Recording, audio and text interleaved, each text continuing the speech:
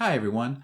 This is just a brief video to bring your attention to a recent article on Scientific American's website discussing pathological narcissism and NPD. The article is titled, "What is Narcissism? Science Confronts a Widely Misunderstood Phenomenon." And a couple of things are notable about this article. First, it features Jacob Skidmore over at the Nameless Narcissist channel and also Tessa from the Spirit Narc channel. Both of these individuals identify as self-aware narcissists who are working to spread helpful, humanizing information about this form of mental illness, and I applaud both of their efforts.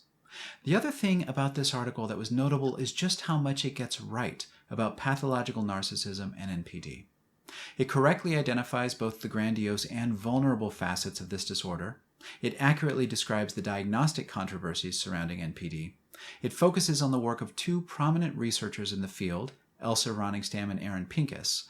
Pincus was the one who developed the pathological narcissism inventory, and I've referenced each of them and their works on this channel.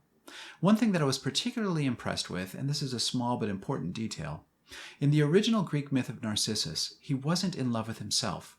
He was in love with the image of himself that he saw reflected in the water, but that he believed was another being. And this is a small detail, but it makes a world of difference in how the myth of Narcissus is interpreted, and also has bearing on how we conceptualize the disorder that bears his name. NPD is not about self-love. It's about the pursuit of an idealized image and feelings of emptiness and despair when that image is unattainable. The article also correctly notes that vulnerable phases of NPD are often associated with self-harm and even suicide.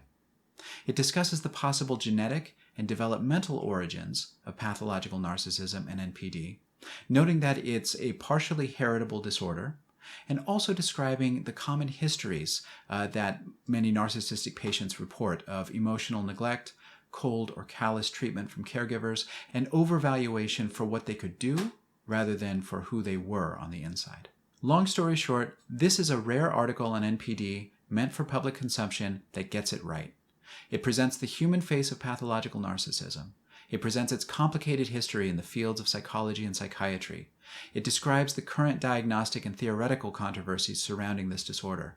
And it also touches on the growing consensus among clinicians and researchers alike that vulnerability is actually at the core of pathological narcissism.